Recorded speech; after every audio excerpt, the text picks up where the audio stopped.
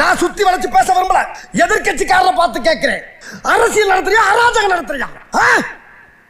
ஆனா அடிச்சாலும் பரவாயில்லையா, போற வர சின்ன பிள்ளைலாம் விட்டு இவனை அடிச்சு பழகிக்கணும் வேற அசிங்கப்பட்டிருக்கீங்க. நீங்க பழைய இருக்குது என்ன பாடியா இல்ல பள்ளிக்கூடமா? ஏதோ அந்த பையன் பாடியில எனர்ஜினால எஸ்கேப் ஆயிருக்காயா? ஒண்ணு கிடைக்க ஒண்ணு ஆயிருந்தா இந்த கட்சியை யார் காப்பாத்துறது? அவன் ஃபேமிலி யார் மெயின்டைன் பண்றது? இவ்வளவு குஜராத்ல கூட இப்படி ஒரு சம்பவம் நடந்துச்சு. இதே பையனை ஒரு கட்சிக்காரன் கொண்டு போய் வச்சு அடிக்கிறாயா? ஆனா அவன் இந்த அளவுக்கு ஸ்டெப் எடுக்கல. ஒரு 2-3 நாள் வச்சு அடிச்சு அனுப்பிட்டான். அதுவும் எப்படி பிள்ளைக்கு வலிக்க கூடாதுக்காக ஒரு ஆப்பு பிராண்டி வாங்கி ஊத்தி விட்டு அடிச்சிருக்காயா? அந்த நாகரிகம் கூட உனக்கு தெரியாது. என்ன அடி, பச்சை தண்ணி கூட கொடுக்காம போட்டு அடிச்சிருக்க. நீ எப்படி எல்லாம் உன் காலில் வந்து கிடறனா? இறக்கம் இல்லையா உனக்கு? வேணாம், எங்க கிட்ட வேணாம். அடிதடி அரசியல் எங்களுக்கு பண்ண தெரியும், ஆனா நாங்க காட்ட மாட்டோம். காட்ட தெரியாது எங்களுக்கு.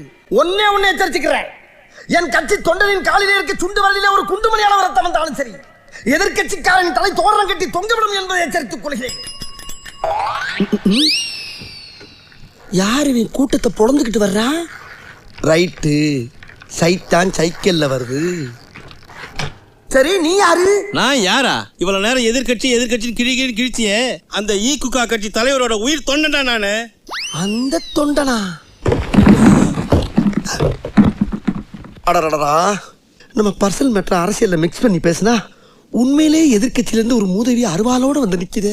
நம்ம ஒரு பக்கம் வண்டியை திருப்புனா அது ஒரு பக்கம் போதடா. கடவுளே, வெட்டுவானோ? ஏய், என்னடா சொன்ன?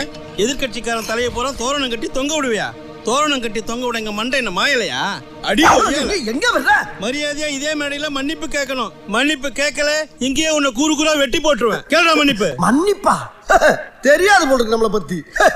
பெரியோர்களே, தாய்மார்களே, நான் இருக்கக்கூடிய காக்குகா கட்சியில் சரியான பாதுகாப்பு இல்லாத காரணத்தினால் அண்ணனருக்கும் இரும்பு கோட்டையாகிய ஈக்குகா கட்சியிலே இணையலாம் என்று முடிவு செய்து விட்டேன். கட்சி மாறுவதால் என்னை கோலை என்றோ பச்சொந்தி என்றோ எண்ணி விடாதீர்கள்.